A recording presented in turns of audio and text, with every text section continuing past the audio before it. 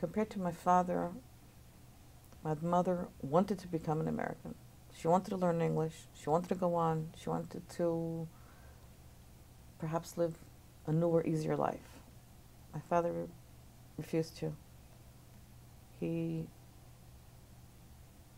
still lived in the world of his experiences of the war.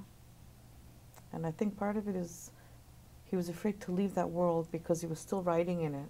He was also afraid to speak English because he thought for every English word that goes in, a Yiddish word is going to come out. And he tried to protect the vocabulary that he had.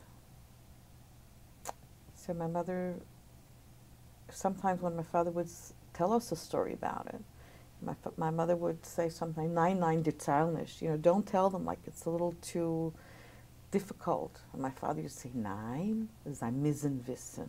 No, they must know. So we were born and raised, somehow there was a balance there after all.